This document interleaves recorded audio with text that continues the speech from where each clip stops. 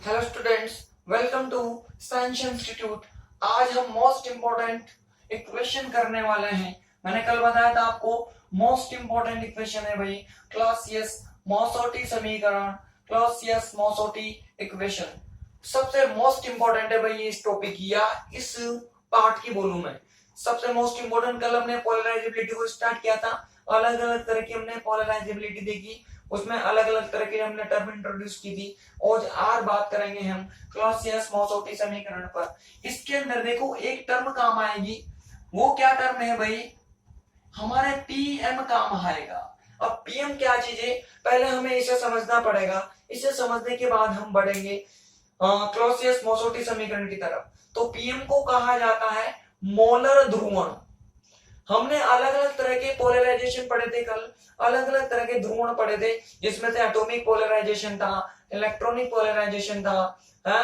आज हम बात करेंगे मोलर पोलराइजेशन की, मतलब मोलर ध्रुवण की बात करेंगे। मोलर ध्रुवण का मतलब कुछ भी नहीं है। देखो कल क्या किया था हमने, एक पदार्थ लिया था, उसको हमने दो प्लेटों के बीच में रख दिया तो उसमें ध्रुवणता उत्पन्न होगी थी, यही हुआ था। आज भी यही काम करना है, लेकिन कैसे करना है? देखो वापस से मैंने ये दो प्लेटें ली, इसमें इन प्लेटों के बीच में जो पदार्थ रखोगे, अगर आपने उस पदार्थ की क्वांटिटी 1 मोल रखी, ध्यान देना, अगर इन दोनों प्लेटों के बीच में आप जो भी पदार्थ रखोगे उसकी क्वांटिटी 1 मोल हो, तो उस 1 मोल क्वांटिटी के पदार्थ में जो भी ध्रुवणता उत्पन्न होगी, जो भी पोलराइजेबिलिटी इंट्रोड्यूस होगी, उस पोलराइजेबिलिटी को कहा जाता है मोलर ध्रुवण या मोलर पोलराइजेशन। मतलब एक मोल के अंदर जो भी प्रेरित ध्रुवणता उत्पन्न होगी या प्रेरित ध्रुवण उत्पन्न होगा, अब ध्रुवण बोलूं या ध्रुवणता बोलूं, पोलराइजेशन और पोलराइजेबिलिटी का मीनिंग एक ही है। होगा क्या यहाँ पर भाई, एक तरफ तो चला जाएगा प्लस, एक तरफ चला जाएगा माइनस, ऐसी घटना होगी। अगर 1 मोल को रखने पर ये घटना होती है, ये फेनोमेना होता है, तो उसको कहा जाएगा उसको कहा जाएगा मोलर पोलराइजेशन या मोलर ध्रुवण। अगर यही घटना कितने मोल पर हो, 1 मोल पर हो, तो उसे क्या कहोगे आप? पीएम कहोगे या मोलर पोलराइजेशन कहोगे या मोलर ध्रुवण कहोगे। तो हमने पीएम के बारे में जान लिया, थोड़ी देर में काम आएगा ये हमारे, इसलिए मैंने आपको पहले ही बता दिया। लेकिन हम इसकी डेफिनेशन लिख लेते हैं कि मोलर पोलराइजेशन या मोलर ध्रुवण क्या होता है। तो पहले डेफिनेशन लिखो, फिर शुरू करते हैं इस समीकरण को। लिखो इसी के अंदर, जब 1 मोल पदार्थ को विद्युत क्षेत्र की प्लेटों के मध्य रखा जाता है, तो जब 1 मोल पदार्थ को विद्युत क्षेत्र की प्लेटों के मध्य रखा जाता है, तो विद्युत क्षेत्र की प्लेटों के मध्य रखा जाता है, तो इस पदार्थ में उत्पन्न प्रेरित ध्रुवण, इस पदार्थ में उत्पन्न प्रेरित ध्रुवण, उत्पन्न प्रेरित ध्रुवण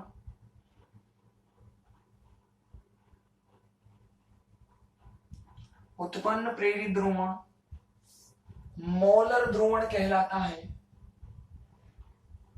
मोलर ध्रुवण कहलाता है।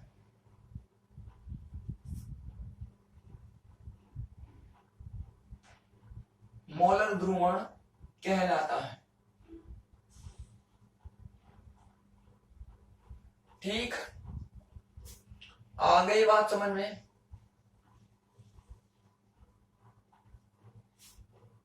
आप लोग लिखो,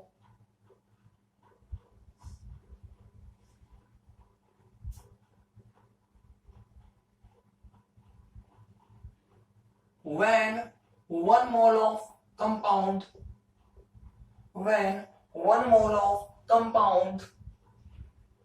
is kept in electric field, then induced then induced polarization is called molar polarization. Induced polarization is called molar polarization. It is represented by PM. आप लोग भी लिख लो, इसे किससे रिप्रेजेंट किया जाएगा? PM से। इसे PM से प्रदर्शित किया जाता है। It is represented by PM। ठीक है भाई, ये तो डेफिनेशन होगी। अब समीकरण की तरफ बढ़ते हैं। अभी हमने क्या किया, एक पदार्थ लिया, उस पदार्थ को हमने इलेक्ट्रिक फील्ड के बीच में रख दिया, मतलब इन प्लेटों के बीच में रख दिया। अब ये प्लेटें क्या होती हैं? एक प्रकार का संधारित्र होती है, कैपेसिटर होती है, या ऐसे कंडेंसर भी बोलते हैं भाई। ठीक है, सबके बोलने के अलग अलग तरीके। कंडेंसर बोलते हैं इसको। अब होगा क्या, ये एक ही पदार्थ था, अब उस पदार्थ में बहुत सारे मॉलिक्यूल होंगे, बहुत सारे एटम्स होंगे, बहुत सारे पार्टिकल्स होंगे। तो मैंने ऐसे कुछ पार्टिकल बना लिए। अब यहाँ पर मैंने 9 बनाया, तो आप लोग भी जरूरी नहीं है 9 ही बनाओ। समझ में आ रही है ना? आप ज्यादा भी बना सकते हो और कम भी बना सकते हो। अब होगा क्या भाई, सारा का सारा प्लस इधर, ये माइनस, प्लस माइनस, बोलो ऐसे ही होगा क्या? माइनस की तरफ तो प्लस आ जाएगा और प्लस की तरफ क्या चला जाएगा? माइनस चला जाएगा। सबके सब मॉलिक्यूल में बताओ ऐसा हो जाएगा। मतलब सबके सब मॉलिक्यूल क्या बन जाएंगे? डायपोल बन जाएंगे और इनमें ध्रुवणता उत्पन्न हो जाएगी, पोलराइजेबिलिटी इंट्रोड्यूस हो जाएगी। आ गई बात समझ में? अब देखो किया क्या हमने, माना कि ये जो प्लेटें हैं इनके बीच में जो विद्युत क्षेत्र होगा, इस पदार्थ को रखने से पहले इनके बीच में निर्वात होगा, वैक्यूम होगा। तो वैक्यूम की स्थिति में इनके बीच में विद्युत क्षेत्र माना कि E0 हो। कितना विद्युत क्षेत्र हो इनके बीच में भाई? E0। ठीक है ना? एक एक टर्म को ध्यान से समझते जाना। वैक्यूम में इस पदार्थ को रखने से पहले इनके बीच में जो विद्युत क्षेत्र है उसको मैंने बोल दिया E0। और पदार्थ को रखने के बाद होगा क्या, देखो इसकी जो फील्ड लाइन है वो यहां से यहां की तरफ जा रही है, और जो इन मॉलिक्यूल में बना उसकी फील्ड लाइन कहां आएगी? इधर की तरफ आएगी। तो ये इधर की तरफ, ये इधर की तरफ, ऐसा करके सब मॉलिक्यूल की अपोजिट होगी। तो ये दोनों अपोजिट है, तो इसके कुछ मान को इनकी फील्ड लाइन कैंसिल कर देगी, इनकी बल रेखाएं निरस्त कर देगी। अरे ये पढ़ा है ना फिजिक्स में 12th क्लास में कि दो विद्युत क्षेत्र एक दूसरे के विपरीत दिशा में होते हैं, जो बड़ा होता है और जो छोटा होता है वो तो गया, अब बचेगा कौन? बड़ा वाला बचेगा। लेकिन इसके कुछ मान को लेकर जाएगा, इसको वैसा नहीं छोड़कर जाएगा, इसकी कुछ वैल्यू को वो कैंसिल करके जाएगा, निरस्त करके जाएगा। तो ऐसा ही यहां पर हुआ, इसकी फील्ड लाइन इधर जा रही थी, इस बच्चे की फील्ड लाइन इधर आ रही थी। अब ये तो बच्चा है, ऐसे ये सबके सब क्या है? छोटे छोटे डायपोल है। इनकी फील्ड लाइन इधर आएगी, इनके छोटे छोटे मान बनेंगे, स्मॉल से मान बनेंगे। वही स्मॉल मान इसकी कुछ वैल्यू को निरस्त कर देंगे, कैंसिल कर देंगे। तो मैं यूं कह सकता हूं कि जैसे मैं इसके अंदर कोई भी पदार्थ रखूंगा तो ये जो विद्युत क्षेत्र है ये घट जाएगा, इसकी वैल्यू डिक्रीज हो जाएगी। माना कि इसकी जो वैल्यू डिक्रीज हुई और मुझे बाद में जो वैल्यू मिली उसको मैंने कितना बोल दिया? E बोल दिया। इसमें किसी को कोई दिक्कत? पहले E0 था, E0 ज्यादा था, फिर फील्ड लाइन बनी, उसने कुछ मान कैंसिल कर दिया और डिक्रीज होकर E हो गया। आगे बात समझ में? अब कितना डिक्रीज हुआ? माना कि इन सब मॉलिक्यूल का हमने जोड़ दिया तो वो हमेशा कितना बनेगा? इन सब मॉलिक्यूल को जोड़ देंगे तो इन सब का जो फील्ड बनेगा, इन सब का जो विद्युत क्षेत्र बनेगा वो बनेगा। इसको मिटा रहा हूं मैं भाई। ये माना कि इधर की तरफ जा रहा था और ये कहां की तरफ? सबका इधर की तरफ है भाई।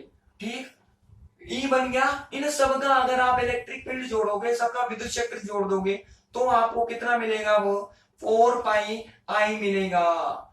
I बात समझ में? 4 पाई I मिलेगा। अब 4 पाई क्या चीज है तो जानते हो। I देखो क्या होगा? इकाई आयतन में उत्पन्न प्रेरित ध्रुवण। I बात समझ में? इकाई आयतन में कितना प्रेरित ध्रुवण उत्पन्न होगा? यूनिट वॉल्यूम में इंड्यूस पोलराइजेशन। I क्या कहलाएगा यहाँ पर? Induce polarisation in unit volume, इकाई आयतन में प्रेरित ध्रुवण कहलाएगा ये। कितने आयतन में भाई, इकाई आयतन में प्रेरित ध्रुवण या induce polarisation in unit volume. ये हो जाएगा, ये सब लिख लेंगे भी नीचे थोड़ी देर में। हम पहले इसको सोल्व कर लेते हैं। तो भाई पहले E0 था, घटकर कितना हो गया E। अब कितना घटा, इन सब का इतना मान बना, तो सीधी सी बात है इसमें से भी इतना ही मान घटा होगा। तो अगर मैं इन दोनों को जोड़ दूंगा तो मुझे वापस क्या मिल जाएगा, E0 मिल जाएगा। ये समीकरण समझ में आनी बहुत जरूरी है। पहले E0 था, डिक्रीज हुआ E, इन सब का कितना बना, 4 पाई आई बना। तो इसके बनने को और इस वाली वैल्यू को दोनों को जोड़ दोगे तो वापस आपको E0 मिलेगा कि नहीं मिलेगा भाई। इतना तो ये बचा, और इन्होंने कितना बनाया, इतना बनाया, क्योंकि जितना बनाया होगा उतना ही मान घटा होगा, उतनी वैल्यू डिक्रीज हुई होगी। दोनों को जोड़ दिया तो आपको क्या मिल जाएगा, E0 मिल जाएगा। अब इसके आने के बाद तो समझो आपको आधा डेरिवेशन तो आ गया समझ में। ये सबसे बड़ी इक्वेशन है, ये समझ ली। अब इसको सोल्व करना है हमें। क्या करना है भाई, इस इक्वेशन में हमें E का डिवाइड करना है। E को डिवाइड कर दिया मैंने तो E0 अपॉन E हो गया, इधर की तरफ 1 आएगा, यहां पर हो जाएगा 4 पाई, और इधर की तरफ हो जाएगा E। बोलो होगा कि नहीं होगा। यहां पर जो E0 अपॉन E है इसको मैंने पराविद्युतांक बोल दिया। ध्यान रखना ये तो E है और ये एप्सिलॉन है। ये E0 ये तो निर्वात में था और ये माध्यम की उपस्थिति में, इन दोनों का जो रेशो होता है वो किसके बराबर होता है, पराविद्युतांक के बराबर होता है, एप्सिलॉन के बराबर होता है। ऐसा पढ़ा होगा आप लोगों ने 12th में फिजिक्स में। अब देखो थोड़ी बहुत जानकारी आपको 12th की होनी चाहिए इसको समझने के लिए। तो ये दोनों का डिवाइड है, इन दोनों का रेशो क्या बनाएगा भाई, पराविद्युतांक बनाएगा, जिसको लिखा कैसे जाता है, एप्सिलॉन से लिखा जाता है। ये क्या है, एप्सिलॉन है, एप्सिलॉन, ठीक, एप्सिलॉन है भाई। ये एप्सिलॉन हो गया, ये बराबर हो गया इधर की तरफ 1 प्लस 4 पाई आई हो गया, और ये हो जाएगा E। ये ध्यान से देखते हुए चलना भाई, इनमें E में और एप्सिलॉन में आपको पता लगना चाहिए, ठीक है। इसको मैंने इधर की तरफ भेजा, इधर की तरफ भेजूंगा तो क्या हो जाएगा -1, और ये हो जाएगा 4 पाई आई अपॉन हो जाएगा E। इस E को मैंने इधर की तरफ भेजा तो ध्यान से देखना, ये E और ये हो जाएगा एप्सिलॉन -1 और बराबर 4 पाई आई। ये हो जाएगी हमारी इक्वेशन नंबर 2। बोलो अगर ये समीकरण आएगी तो इसके बाद में कोई दिक्कत ही नहीं है, हम सारा का सारा मान इजीली निकाल सकते हैं भाई। अब यहाँ पर किसको क्या क्या माना वो सब हम नीचे की तरफ लिख देते हैं एक ही बार में। सबसे पहले तो हमने आई को माना था। आई क्या है भाई, इकाई आयतन में, इकाई आयतन में प्रेरित ध्रुवण, प्रेरित ध्रुवण, ठीक, इंड्यूस्ड पोलराइजेशन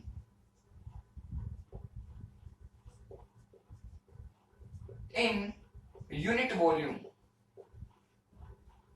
या पर यूनिट वॉल्यूम भी कर सकते हो आप, ठीक। आई हो गया, ये जो एप्सिलॉन है, ये एप्सिलॉन क्या होता है भाई, पराविद्युतांक होता है, ये पराविद्युतांक,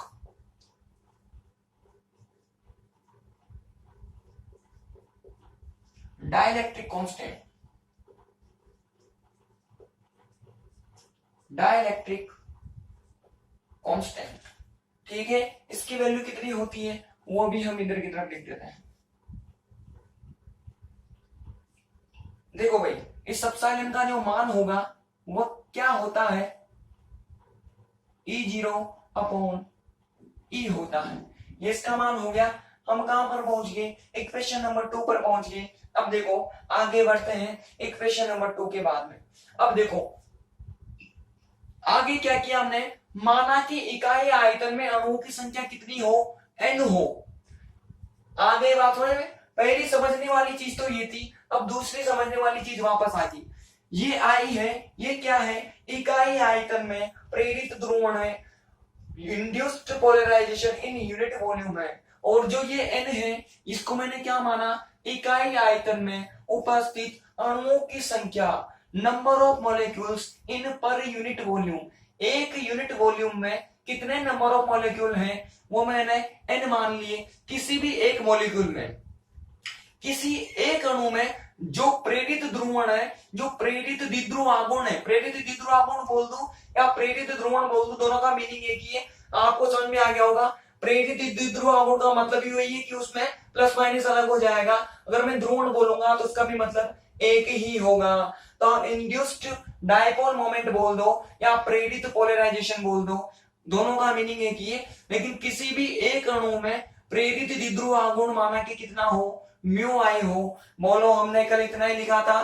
म्यू आई क्या होता है? इंड्यूस्ड डायपोल मोमेंट, प्रेरित द्विध्रुव आघूर्ण, या इसको प्रेरित पोलराइजेशन भी बोल सकते हो आप, मतलब इंड्यूस्ड पोलराइजेशन भी बोल सकते हो।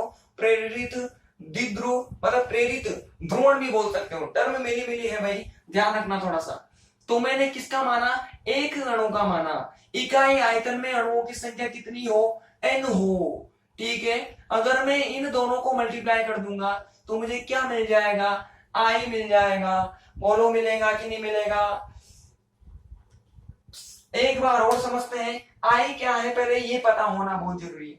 I है प्रेरित ध्रुवण इकाई आयतन में, इकाई आयतन में प्रेरित ध्रुवण, induced polarisation in unit volume, मतलब यूनिट वॉल्यूम में जितने भी इंड्यूस्ड पोलराइजेशन होगा उसको आप I मानोगे। अब मैंने एक मॉलिक्यूल का कितना माना? म्यू आई माना। एक का म्यू आई माना। इकाई आयतन में अणुओं की संख्या क्या मान ली मैंने? n मान ली। एक का म्यू आई है, टोटल अणुओं की संख्या n है। अगर मैं इस n को म्यू आई से मल्टीप्लाई कर दूंगा तो मुझे टोटल मान मिलेगा। किसका मिलेगा? इकाई आयतन में टोटल प्रेरित ध्रुवण मिल जाएगा, यूनिट वॉल्यूम में टोटल इंड्यूस्ड पोलराइजेशन मिल जाएगा। तो दोनों को मल्टीप्लाई कर दिया तो ये किसके बराबर आ जाएगा? I के बराबर आ जाएगा। और इसी के साथ हमें समीकरण नंबर 3 मिल गई। ये दूसरी समझने वाली चीज थी। अभी टोटल 4 है, इसके अंदर 4 चीजें हैं वो ध्यान में रखनी है। अगर चारों चीजें आपने ध्यान में रख ली ना तो ये इक्वेशन आपको आ जाएगी और बहुत अच्छे से समझ में आ जाएगी। तो सेकंड हमने समझ लिया। I को हमने कैसे निकाला? म्यू आई को n से मल्टीप्लाई कर दिया। वापस से यहां पर लिख देते हैं भाई, क्योंकि हर चीज का बायोडाटा देना जरूरी है। ये n क्या है भाई?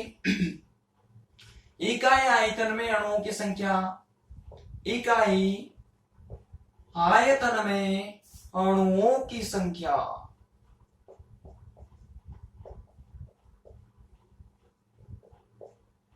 Number of molecules in unit volume, in unit volume. ठीक, और दूसरा क्या माना हमने? म्यू आई, प्रेरित ध्रुवण, या ज्यादा बेटर बोलूं मैं, एक अणु का प्रेरित ध्रुवण।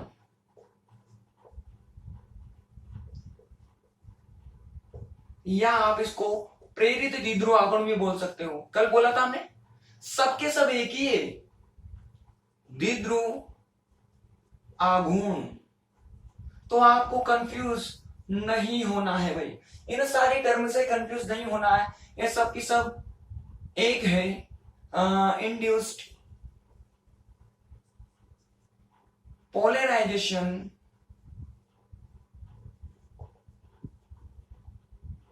और induced dipole moment of one molecule.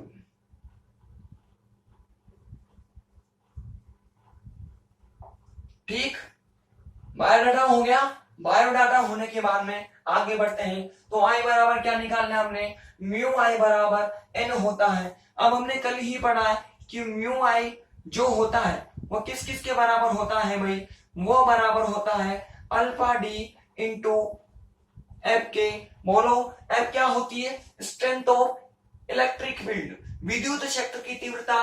और अल्फा डी क्या होती है? विकृति ध्रुवणता, डिस्टोर्शन, पोलराइजेबिलिटी। बोलो, इतना ही निकाला था हमने कल। म्यू आई बराबर क्या होता है? अल्फा डी इंटू एफ होता है। ये समीकरण आ गई। अब देखो यहाँ पर एक जो रिलेशन है ना वो आपको सीधा याद रखना है, वो डायरेक्ट ही हमारे सिलेबस में भाई, वो याद करना है आपको। दो चीजें होगी, थर्ड चीज आ गई भाई। थर्ड चीज क्या है, इस एफ को जो इलेक्ट्रिक फील्ड की स्ट्रेंथ है इसको इस समीकरण के द्वारा प्रदर्शित किया जा सकता है भाई। किस समीकरण के द्वारा, देखो ध्यान से, एफ बराबर ई प्लस 4πi/3 इस समीकरण के द्वारा प्रदर्शित किया जा सकता है। यहाँ पर कौन क्या क्या है मैं बता देता हूं। एफ तो है विद्युत क्षेत्र की तीव्रता, ई है विद्युत क्षेत्र और आई है इकाई आयतन में प्रेरित ध्रुवण, ये रहा। ठीक है, ये strength of electric field, this is electric field and this is induced polarisation in per unit volume या यूनिट वॉल्यूम। तो यहाँ पर एफ को इस समीकरण के द्वारा प्रदर्शित किया जा सकता है। इस समीकरण को आपको सीधे याद रखना है, ये डायरेक्ट ही है भाई, ये याद करना है। थर्ड चीज थी ये वाली समझने की, पहली ये, दूसरी ये और थर्ड आ गई ये। अब इसको सोल्व करना है। सोल्व करने के लिए क्या किया, देखो 4πi की वैल्यू पुट कर दो। कहां से वैल्यू पुट कर दो, यहां से 4πi। तो समीकरण 2 में इससे वैल्यू रख दो भाई, from equation number 2, from equation number 2। तो फ्रॉम इक्वेशन नंबर 2 करोगे तो क्या हो जाएगा भाई, देखना ध्यान से भाई इधर की तरफ, ये हो जाएगा, थोड़ा नीचे करते हैं, एफ,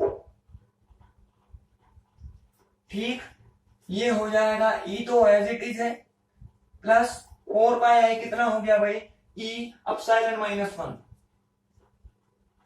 ई एप्सिलॉन -1 अपॉन नीचे की तरफ क्या हो जाएगा, 3 हो जाएगा। इसका एलसीएम ले लो, एलसीएम लोगे तो आपको क्या बनेगा, ये एफ हो जाएगा, इधर की तरफ भी कितना आ जाएगा, 3e आएगा और ये हो जाएगा। इसको अंदर मल्टीप्लाई कर दो, अंदर मल्टीप्लाई करूंगा तो ये e और बगल में क्या आएगा, एप्सिलॉन आएगा। देखो ध्यान रखना, देखो आ गया, दोनों दोनों आ गया था, मैंने कहा था ना आपसे, अब ये दोनों मिक्स हो जाएंगे। ये तो e है और ये एप्सिलॉन है, तो ध्यान रखना भाई, इसको इसके साथ मल्टीप्लाई करोगे तो ये क्या हो जाएगा, ये e हो जाएगा। इधर की तरफ क्या हो गया, ये 3 हो गया। अब देखो ये 3e ये -e, 3 में से 1 गया तो कितना बचेगा, 2e बचेगा। ये लो भाई 2e हो गया, ये हो जाएगा 2e प्लस ये हो जाएगा e और ये हो जाएगा एप्सिलॉन। देखो मैं फर्क रखता चलता हूं, आप लोग भी फर्क रखना, ठीक है ना। ये हो जाएगा 3, अब यहां से ये e, ये e, इस e को कर लो एक कॉमन निकालो बाहर, क्योंकि इसका अंदर क्या काम, अंदर कुछ काम ही नहीं है। अंदर सिर्फ क्या बचा, यहां से ई बाहर आ गया, यहां से ई बाहर आ गया, तो यहाँ पे क्या बचेगा, सिर्फ एप्सिलॉन और प्लस में क्या आ जाएगा, 2 आ जाएगा और नीचे की तरफ क्या चलेगा, 3 चलेगा। बोलो एकदम सही है कि नहीं है। इक्वेशन 4 थी ना, और ये क्या आ गई, इक्वेशन नंबर 5 आ गई। अब देखो इक्वेशन 5 से 4 में वैल्यू रख दो, फ्रॉम इक्वेशन 4 एंड 5। देखना ध्यान से क्या मान होगा। देखो भाई ये म्यू आई तो एज इट इज आया, ये अल्फा डी भी एज इट इज हो गया। एफ की वैल्यू इतनी है तो ये लो भाई, एफ की वैल्यू मैंने उठा के रख दी, ये हो जाएगा ई, इधर की तरफ एप्सिलॉन +2 और ये हो जाएगा ई। बोलो होगा कि नहीं होगा, ये अल्फा डी एफ को मैंने ऐसे कैसे उठा के रख दिया यहाँ पर, ये हो जाएगी समीकरण नंबर 6 हो जाएगी। होगी समीकरण नंबर 6। आगे बढ़ो, अब देखो इस 6 से वैल्यू उठा के कहां रख दो, इक्वेशन नंबर 3 में, यहां म्यू आई है, यहां भी म्यू आई है, तो 6 से वैल्यू उठा के कहां रख दो, 3 में रख दो, from equation 3 and 6, from equation 3 and 6, ठीक है ना भाई।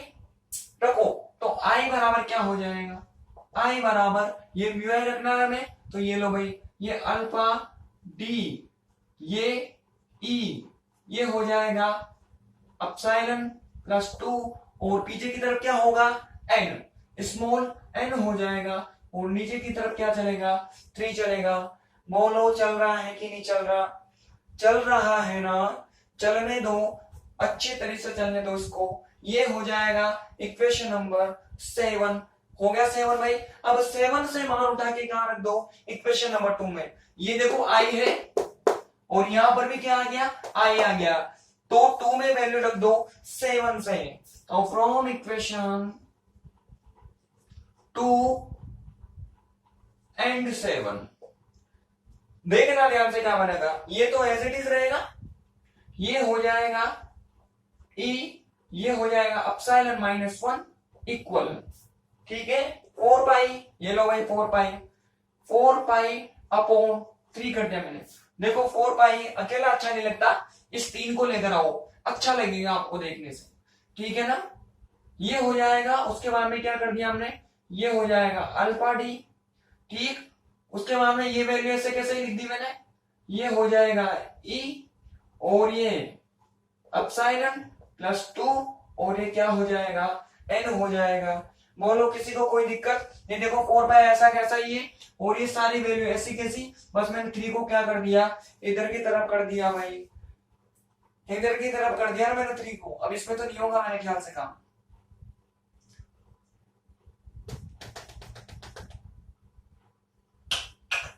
नहीं होगा इसमें,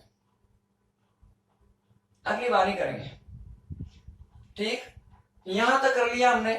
अभी देखो बाकी अभी लगभग इसका हमने 60% पार्ट खत्म कर लिया इस इक्वेशन का, थोड़ा बहुत पार्ट और बाकी है भाई। एक बार और समझा देता हूं मैं। सबसे पहले मैंने उठा के क्या किया था, इसको रखा था वैक्यूम में, ये 0 था, रखने पर कम हो गया था। कितना कम हुआ था, जितना इनका बना होगा हमने उसको 4 पाई माना, दोनों को ऐड कर दोगे तो ई आ जाएगा।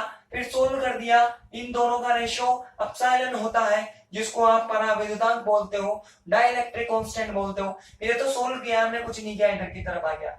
यहां पर हमने समझा कि ये एक मॉलिक्यूल का प्रेरित द्विध्रुव आघूर्ण है, किसी एक अणु का इंड्यूस डायपोल मोमेंट है। इकाई आयतन में अणुओं की संख्या को मैंने n माना, यूनिट वॉल्यूम में नंबर ऑफ मॉलिक्यूल्स मैंने n कर दिए, एक का इतना है। इकाई आयतन में इतने सारे मॉलिक्यूल हैं, जब इनको मल्टीप्लाई कर दोगे तो आई मिलेगा। आई का मतलब इकाई आयतन में प्रेरित ध्रुवण मिल जाएगा, induced polarisation in unit volume मिल जाएगा आपको। अब बायोडाटा दे दिया इसका, हमने कल से लिखा। फिर ये अब आपको ध्यान में रखना पड़ेगा, ये इतना होता है, डायरेक्ट है। फिर इसमें वैल्यू उठा कर रख दी मैंने, 2 से सोल्व कर लिया, मल्टीप्लाई कर दिया और सोल्व कर दिया, तो ये बनी। तो कुछ नहीं किया, मान उठा के अगली में रख दिया, इससे मान उठा के यहाँ रख दिया, फिर इससे मान उठा के वहां रख दिया, फिर उससे मान उठा के वहां रख दिया। मतलब जैसे जैसे आगे बढ़ते थे पीछे पीछे जाते जा रहे, पहले इसमें, फिर इसमें, फिर इसमें, और हम कहां पहुंच गए, यहाँ पर पहुंच गए। अब इसे सोल्व करना है। 3 समझने वाली चीजें थी हमारी आज की, एक तो ये वाली थी, और एक ये वाली थी, और एक ये वाली थी, 4 थी सॉरी। तो 3 बता दी मैंने, एक समझने वाली चीज और बाकी है, अभी आएगी इसके बाद। अभी फिलहाल आप इतना करो, जल्दी टॉपिक डालो। टॉपिक तो डाल ही लिया होगा, इसमें हमने पीएम की डेफिनेशन भी लिख ली। अगली लाइन से लिखो,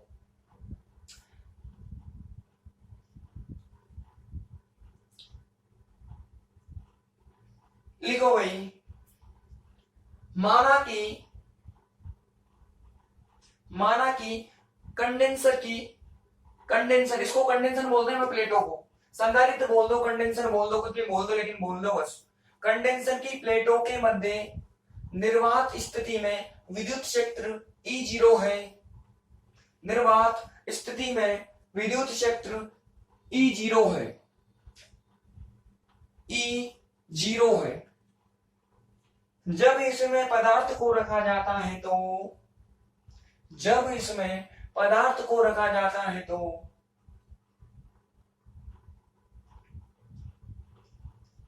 पदार्थ को रखा जाता है तो इसका मान घटकर E हो जाता है। जब इसमें पदार्थ रखा जाता है तो इसका मान घटकर E हो जाता है, क्योंकि पदार्थ के अंदर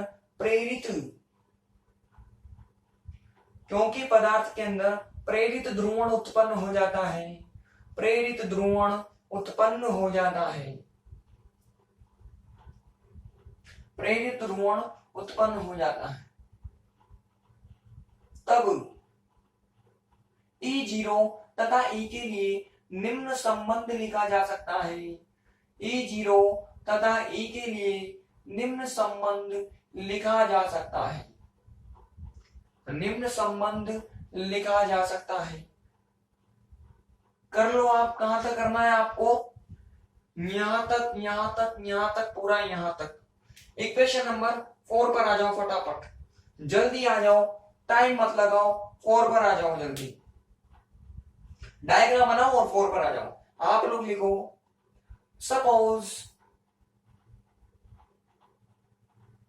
suppose electric field between plates of condenser, suppose electric field between plates of condenser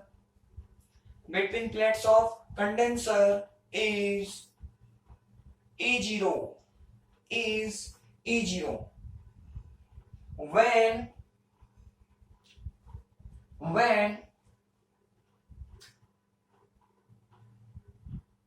when compound is kept then this electric field decreased from E0 to E. This electric field decreased from E0 to E.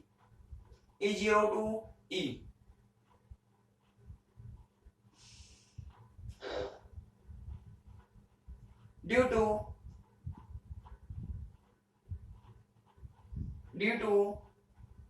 induced polarization of compound या molecules of compound, कुछ भी कर लो। Induced polarization of compound, following relation can be written in E0 and E. ठीक है, आप लोग को भी कहां तक आना है भाई? 4 तक आ जाना है। 4 पर आ गए होंगे हिंदी वाले, लिखो भाई इसके नीचे विद्युत क्षेत्र की तीव्रता F को निम्न समीकरण के द्वारा प्रदर्शित किया जा सकता है। निम्न समीकरण के द्वारा प्रदर्शित किया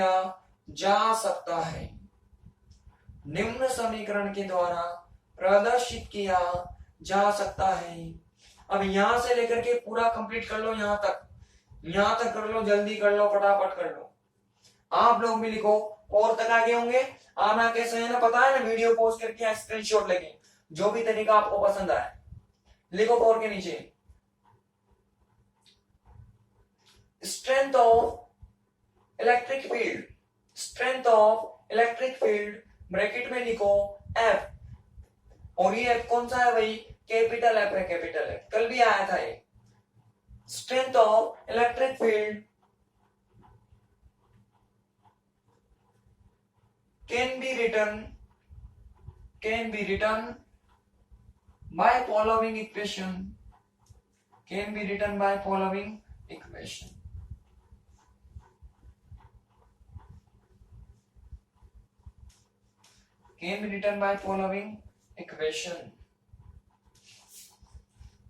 कर लो कंप्लीट फटाफट, यहां से लेकर के नीचे तक, जल्दी करो भाई। इतने में मैं इसको रब करता हूं, स्क्रीनशॉट ले लो या वीडियो पॉज कर लो, जल्दी कर लो, लेकिन मेरे इसके रब करने तक।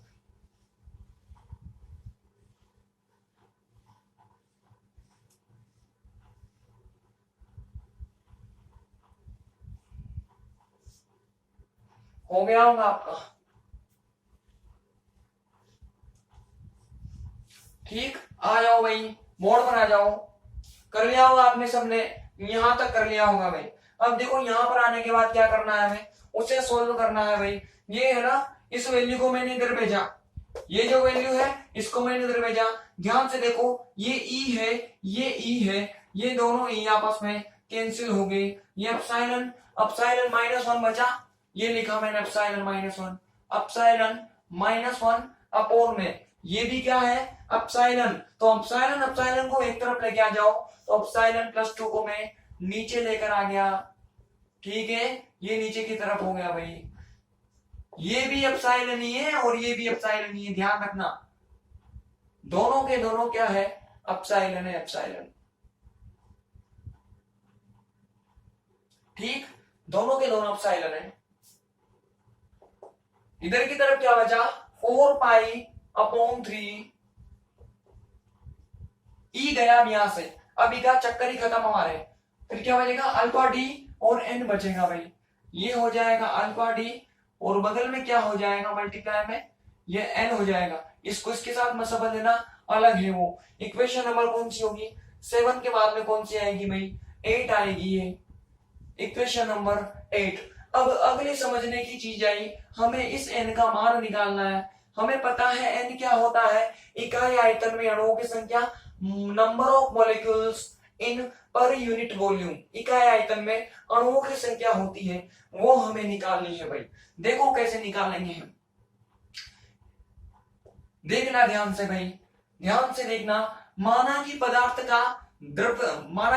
का घनत्व रो हो, मान सकता हूं मैंने कंपाउंड का जो भी डेंसिटी है उसको मैंने रो बोल दिया, उसका अणुभार मोलर द्रव्यमान, उसका मोलर मास अणुभार मैंने कैपिटल एम बोल दिया।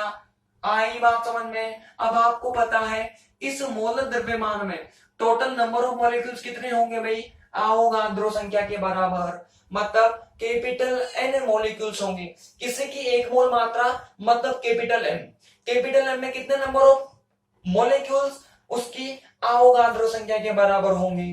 बोलो होंगे कि नहीं होंगे, तो मतलब मैं यूं कह सकता हूं कि कैपिटल एन मॉलिक्यूल्स का द्रव्यमान कितना होगा, कैपिटल एम, इतने में इतने नंबर ऑफ मॉलिक्यूल्स, तो कैपिटल एन मॉलिक्यूल्स का जो मास होगा वो कितना हो जाएगा, कैपिटल एम हो जाएगा। अगर मुझे यहां से एक मॉलिक्यूल का मास निकालना है तो मैं क्या बोलूंगा, कैपिटल एम अपॉन एन बोलूंगा। अरे ऐसा ही होता है ना, एक का निकालना है तो एम अपॉन एन कर दो क्योंकि टोटल इतना होता है। तो हमने यहां से क्या निकाला कि एक अणु का द्रव्यमान इतना होता है। आई बात समझ में। अब इकाई आयतन में कितने मॉलिक्यूल्स माने हैं मैंने, स्मॉल एन माने हैं। इकाई आयतन में कितने number of molecules, small n, एक का इतना है तो इतनों का कितना होगा, इसको किससे मल्टीप्लाई कर दोगे आप, एन से मल्टीप्लाई कर दोगे, तो ये आपको क्या मिलेगा, इकाई आयतन में उपस्थित अणुओं का द्रव्यमान मिल जाएगा। आई बात समझ में। इकाई आयतन में उपस्थित अणुओं का द्रव्यमान, mass of molecules present in per unit volume, ये मिल गया आपको।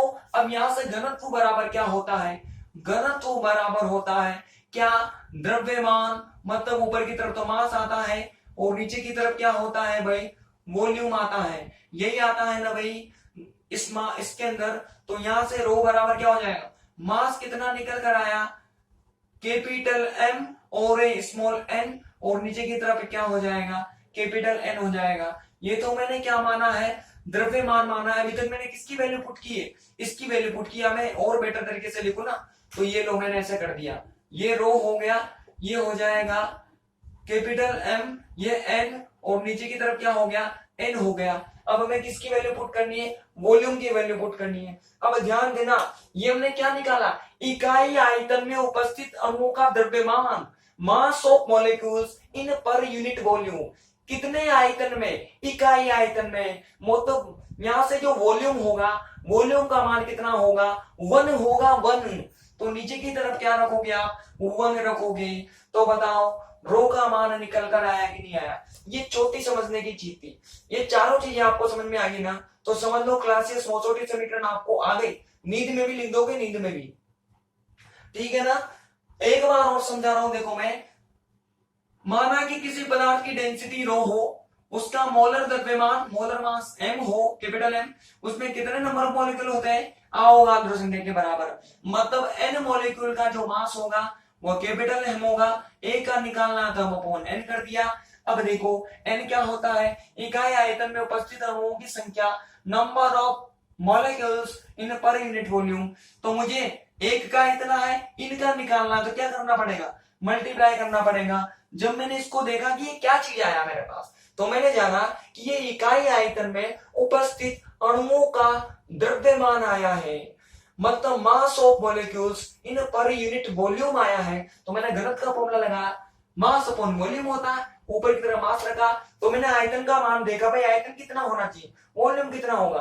तो मैंने इसको पढ़ना, इस पहले मैंने इसको प्रोनाउंशिएट किया, क्या कि ये क्या है, इकाई आयतन में उपस्थित अणुओं की संख्या, मतलब वॉल्यूम को कितना मान लिया हमने, एक मान लिया है। एक इकाई आयतन वाला हमने यहाँ पर द्रव्यमान पुट किया है, तो वॉल्यूम में कितना आएगा, 1 ही आएगा, तो नीचे की तरफ 1 कर दिया।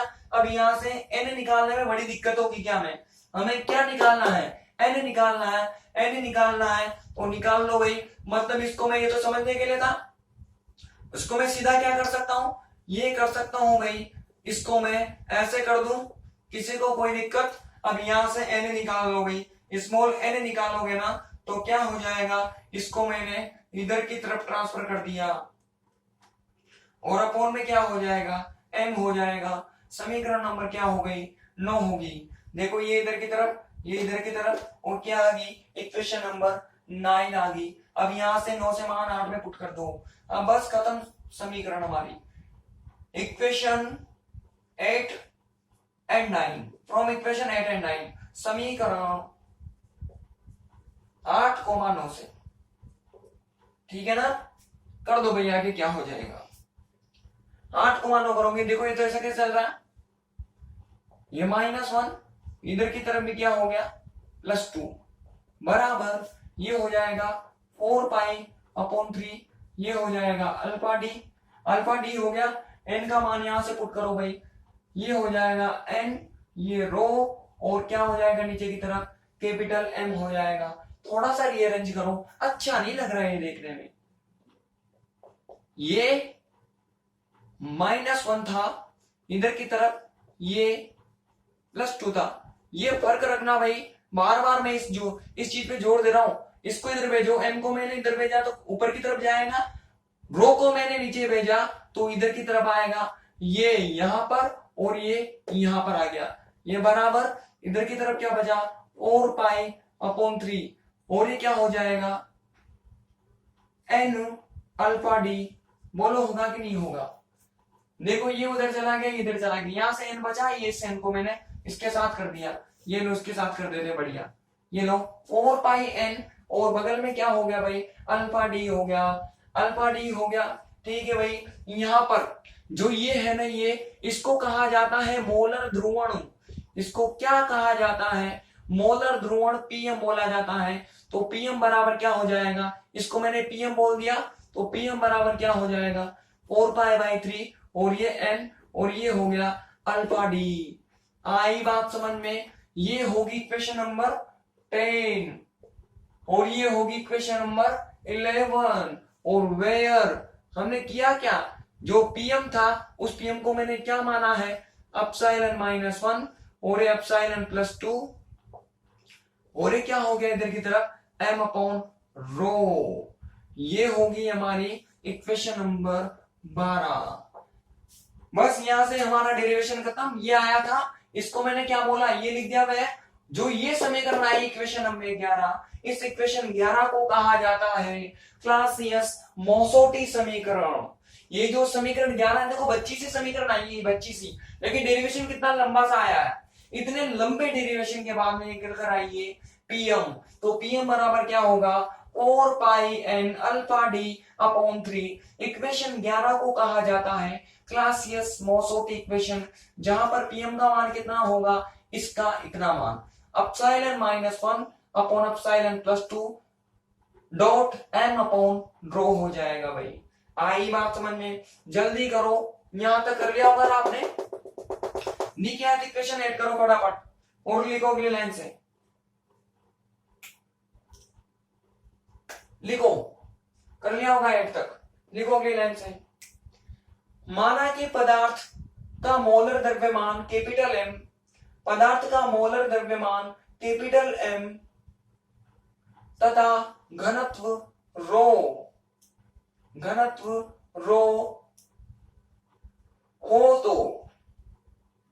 हो तो उसकी इकाई आयतन में उपस्थित अणुओं की संख्या, उसके इकाई आयतन में उपस्थित अणुओं की संख्या। ये क्या है? आयतन में उपस्थित अणुओं की संख्या। ये सब तो इसके लिए था, समझने के लिए मिटा रहा हूं भाई मैं सब। ये सब कुछ नहीं लिखना, ये मास वास में हमें पता ही होता है, ये भी मैंने समझाने के लिए लिखा था। ये भी नहीं लिखना था, लेकिन चाहो तो यहां से लिख लो, वरना सीधा ही यहां से ये दोनों इक्वेशंस लिख सकते हो आप लोगों की चॉइस है। कर लो भाई कंप्लीट। कहां तक करना है? यहां तक। आप लोग लिखो suppose density and molar mass of compound, density and molar mass of compound is rho and capital M, rho and capital M. Then number of molecules in per unit volume, number of molecules in per unit volume क्या है भाई? n है। Complete कर लो। जहां पर n क्या है? Avogadro संख्या, अवोगाद्रो नंबर लिख लेना साइड में।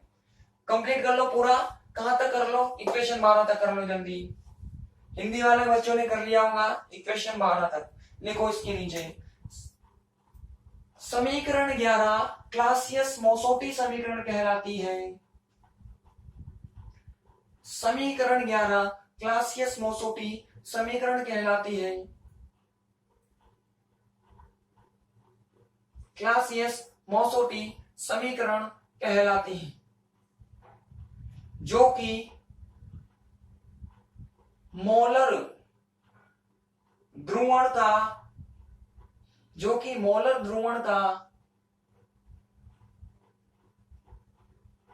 विकृति ध्रुवणता के रूप में मान है, जो कि मोलर ध्रुवण का विकृति ध्रुवणता, अल्फा डी क्या होती है? विकृति ध्रुवणता के रूप में मान है। ठीक, अगली लाइन से लिखो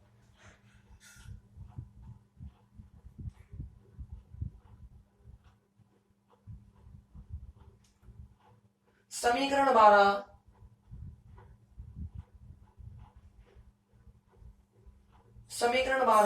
मोलर ध्रुवण तथा माध्यम के परावैद्युतांक एप्सिलॉन में संबंध है।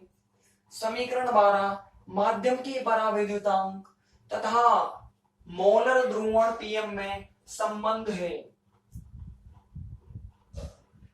मोलर ध्रुवण पीएम में संबंध है। ठीक, आप लोगों ने भी कर लिया होगा। लिखो equation number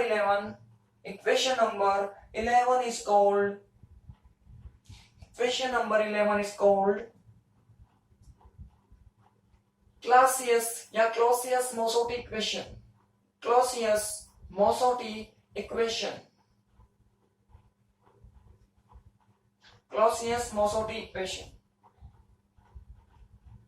This equation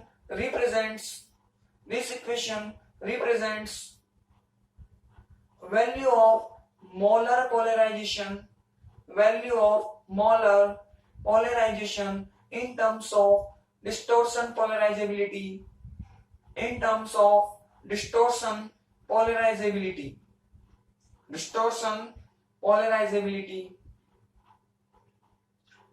Next line से लिखो equation number 12 is relation between molar polarization and dielectric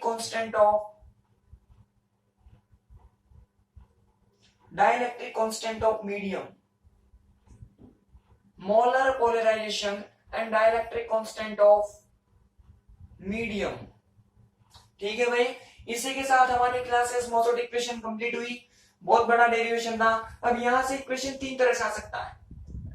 वो सीधा ही पूछे क्लासियस-मोसोटी समीकरण, तो ये डेरिवेशन करना है। वो पूछे कि प्रूव दैट इस इक्वेशन को प्रूव करा है, तो भी ये करना है। प्रूव दैट इस इक्वेशन को प्रूव करा है, तो भी ये डेरिवेशन करना है। और वो बोले प्रूव दैट तो भी हमें इस इक्वेशन को प्रूव कराए, इनमें से तीनों को प्रूव कराए तो ये डेरिवेशन, और वह सीधा बोल दे कि क्लासियस मोसोट इक्वेशन कैलकुलेट करो या डिराइव करो, तो भी हमें यही डेरिवेशन करना है, जो कि 4 मोस्ट इंपॉर्टेंट बातों पर डिपेंड है। अगर आपने वो चीजें ध्यान में रखी तो ये आपको इजीली आ जाएगा, बहुत अच्छे से आ जाएगा। इस डेरिवेशन में जो भी दिक्कत हो, समस्या, परेशानी, दिक्कत कोई भी हो आपको, तो कमेंट करें, तुरंत उसका सॉल्यूशन या तुरंत उसको सोल्व कर दिया जाएगा। और बाकी हम कल मिलते हैं भाई किसी नए टॉपिक के साथ में। इंटरेस्टिंग टॉपिक है, पोलराइजेबिलिटी खत्म नहीं हुआ है, अभी सस्पेंस हो रहा है इसके अंदर।